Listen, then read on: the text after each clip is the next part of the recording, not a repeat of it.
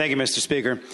Ladies and gentlemen, you heard from this side a lot about how this budget doesn't go far enough, and that still is the case even after the debate we've had here on the floor. This budget doesn't go far enough for pre-K education. A vote green on this budget cuts $6.4 million out of pre-K and allocates it and spreads it around the budget instead of putting it in pre-K. It does not hold education harmless. It doesn't go far enough. Mr. Speaker, this budget doesn't go far enough in terms of supporting our teachers and our state employees. There are raises, but if you look at what the Senate's proposed, we could do more. We could do better, and we should do better. Mr. Speaker, this budget doesn't go far enough because it doesn't fully fund our rainy day contributions. Now that revenues are going up, that means we got to put more money in the rainy day fund, and we ought to put more money aside.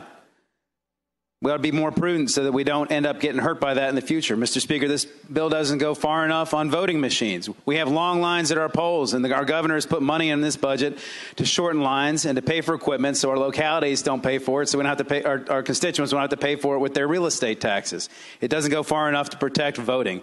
It doesn't go far enough because it also doesn't go far enough to help our mentally ill. And I know the other side has their own proposal, but the governor's proposal is a fine proposal. It's been approved by the federal government. They think they think it'll work. It's not clear that what the committee has come up with is even something that will be accepted. And we put that entire program at risk by even voting to validate a program that hasn't been accepted by the federal government yet. Mr. Speaker, this bill doesn't go far enough because it doesn't get rid of all these tax incentives, or these tax exemptions and tax credits and all these tax preferences that are out there. We're still funding things like coal. We're still funding things like private school tax credits. We're funding things like tax exemptions for yachts. There's all kinds of actions that we could take to get rid of these tax preferences that don't need to remain on the books, that could give us more money to spend on important priorities like our teachers, like our children, like health care. And Mr. Speaker, most importantly, this bill still ignores the fact that as of this minute, we have refused to accept $1.7 billion, $1,793,132,000 and about $500 federal dollars that we have refused to accept today because we want to take some political stand against our president. Mr. Speaker,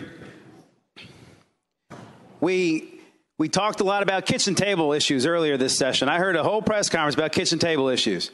And I know there's a whole bunch of people in this state that sit at their kitchen table and worried that they are one health care problem away from bankruptcy. They're one health care problem away from being evicted from their house. They're one health care problem away from personal family destruction.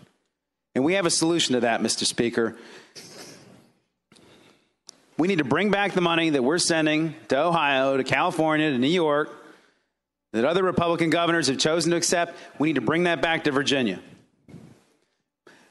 The numbers are out there that by bringing it back, we free up over $100 million a biennium. Some people say $180 million a biennium to spend on our priorities. By bringing it back, we create 30,000 jobs, desperately needed jobs in this state.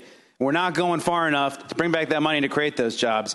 By bringing back that money, we improve our quality of life for our Virginians. Mr. Speaker, this budget doesn't go far enough. And by not accepting that money, by not taking that step, by not doing the things that everybody else in this country is starting to do, by expanding Medicaid, by providing health care to people who need it, we are committing political malpractice here by voting for this budget.